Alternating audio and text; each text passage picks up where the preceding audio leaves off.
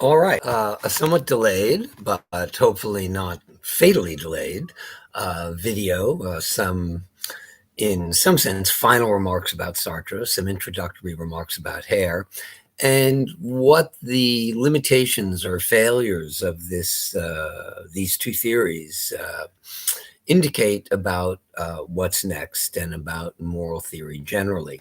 So, as you know, I am kind of repeating this. I've sent out an email in which I go over this there as well.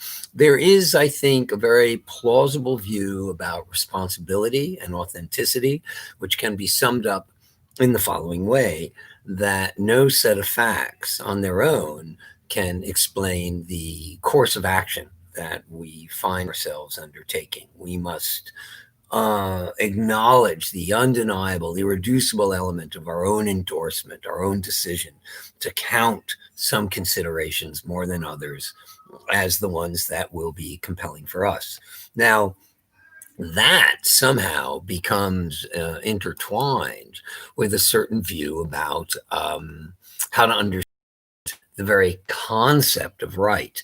And I think Sartre is gripped by the thought that our freedom with respect to the facts somehow must entail it is up to us what the truth conditions for moral justification might be. And this, as I say, has various extremely counterintuitive consequences. It seems very counterintuitive to think that simply through the free, unfettered choice of an agent, something like mass killing on the basis of racial identity could be plausibly called good or right. And it also seems extremely counterintuitive that trivial actions with no obvious moral content at all, like, counting buttons or the hairs on your head, could, if sincerely affirmed as such, be called right.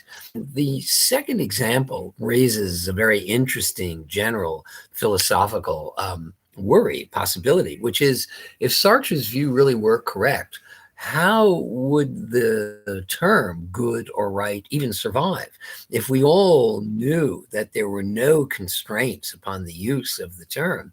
What could we possibly be conveying when using it? Be like using the word gush. And I say, yeah, that air conditioning, it's really gush. This sunset, it's really gush. If the word simply means that I apply the word to this thing, obviously it has no content whatsoever. And under that kind of interpretation, it's hard to see why we would even continue to apply and use the word in the first place. I think this point has been made at this juncture several times. My hunch is it's relatively clear. We can certainly go over it if need be in the upcoming Zoom class. But I did want to kind of point out for what might be the last time, this interesting move from a very plausible point about action, that it really is up to us what we go on to do, to a very implausible point about the concept, that it really is up to us what this word means. We'll take up other theories as to how to understand terms like good and right very shortly. Before going on to that, a few words about Hare. And this is pretty, I think, decently summed up in the email I just sent out. Hare wants to improve upon the somewhat amorphous, unstructured view of Sartre's, but keeping the fundamental non-cognitivism of Sartre.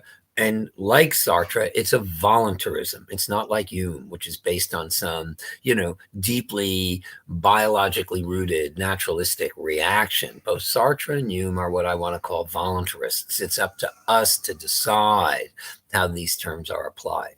Now, for Hare, though, moral life does have a distinctive character in a way that Sartre never gets his hands dirty with even anything as anodyne as that. For Hare, moral life has the distinctive character of being action guiding. And as such, we can understand it in light of its need to perform that particular role. And Hare understands the action guiding function of moral discussion and argument and justification along the following lines.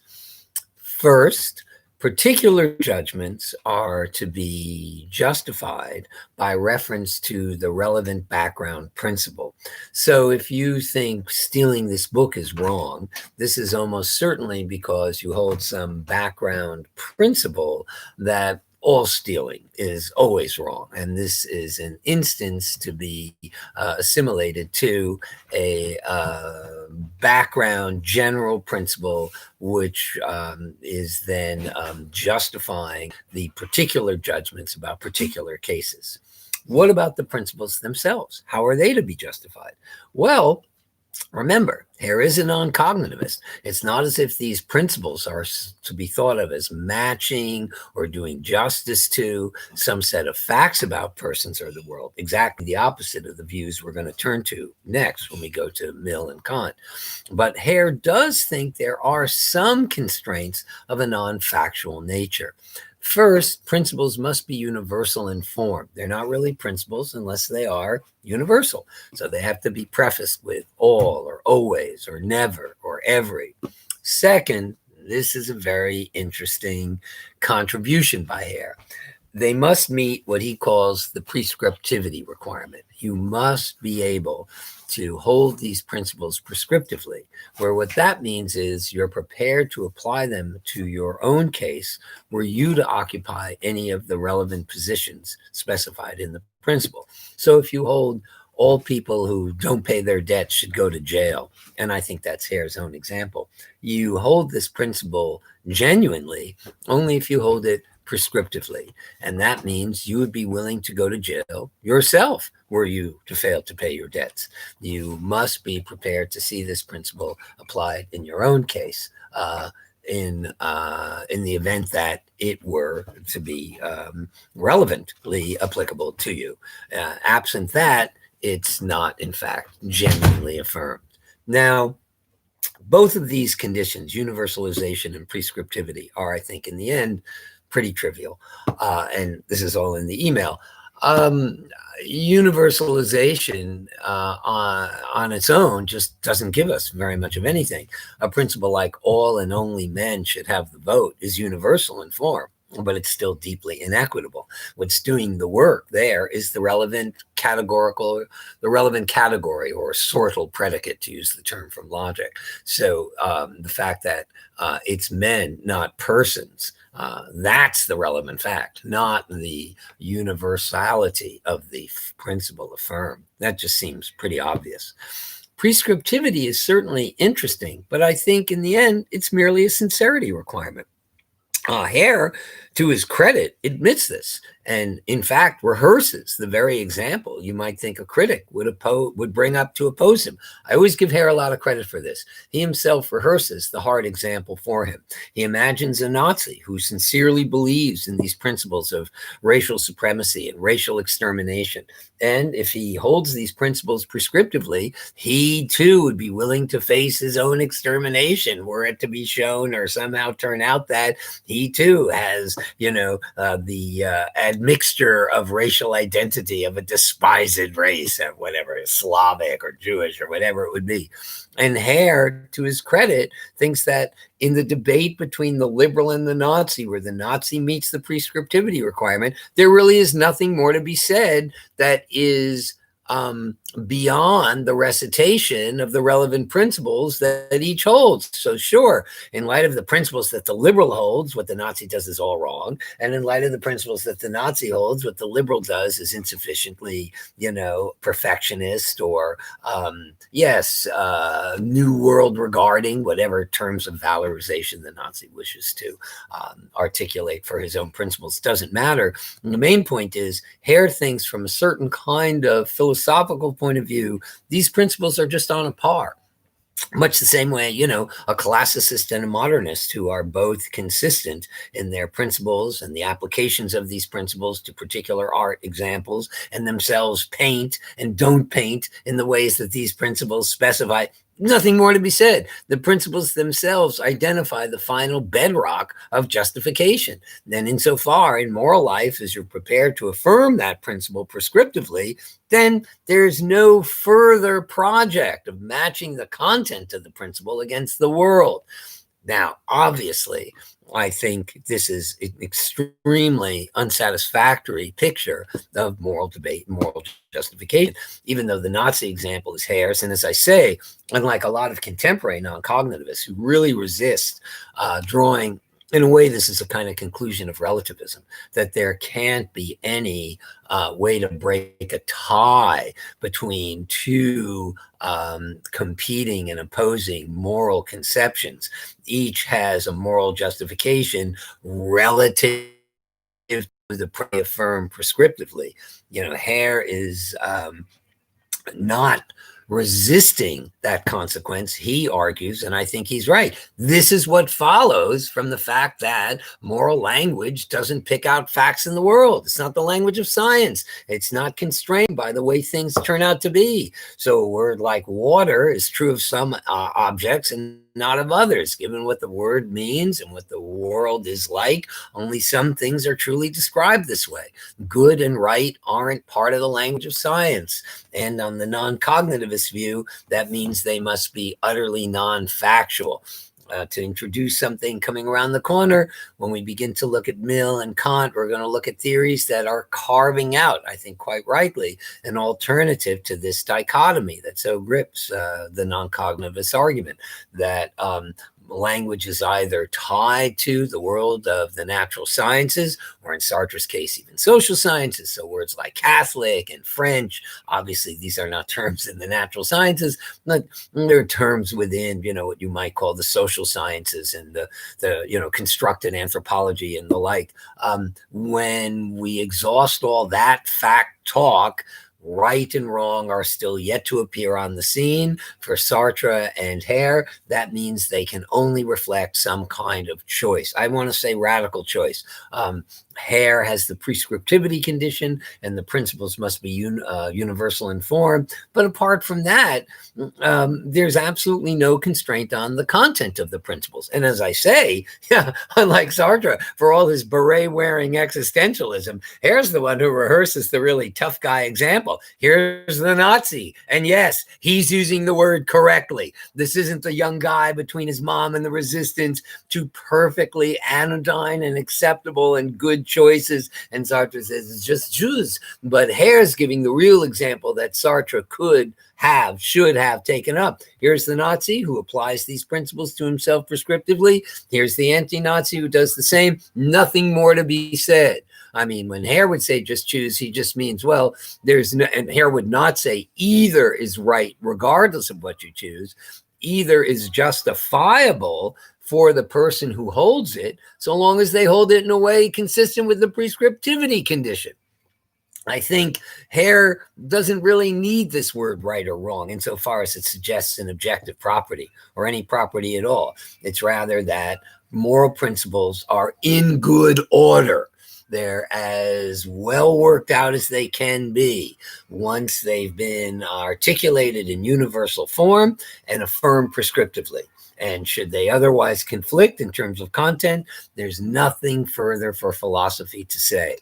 The other example, I've rehearsed the Nazi example, and as I say, Hare, who is almost a caricature of the British Oxford professor, sort of touchy and, twitchy and tweety and difficult. I have to say, it's kind of hard for me to believe. I actually saw him speak when I was an undergraduate.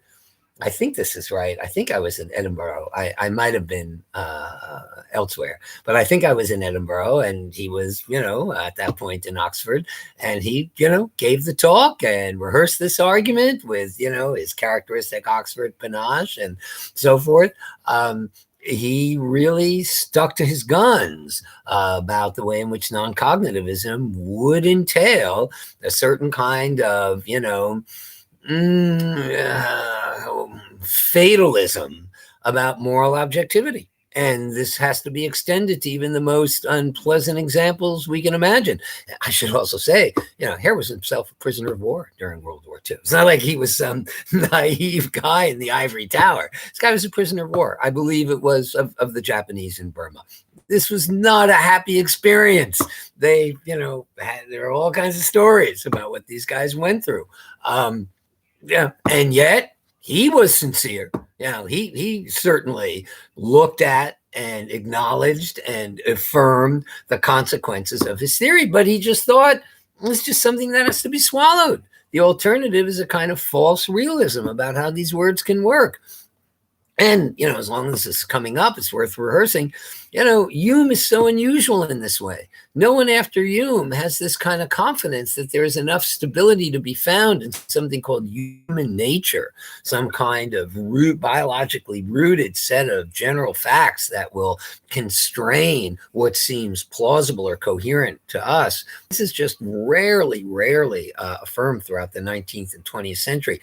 It's been given a kind of comeback through the resurgence of certain, quasi-Darwinian accounts of things. And, certainly like the regard we have for our own children and our own family members, which, Hume would explain as or call just deeply natural. Well, now a lot of people would say he was just right. Now we have a Darwinian theory that explains why this is so, that these dispositions are the ones that would have been selected for survival. We needn't go into this, but my only point is, although Hume on one hand, Sartre and Hare on the other are all non-cognitivists, Hume is quite unusual. Sartre and Hare are very much the modern voice of non-cognitivism, where it's choice that determines the application of these terms. Whereas for Hume, it's our sort of how can I put it?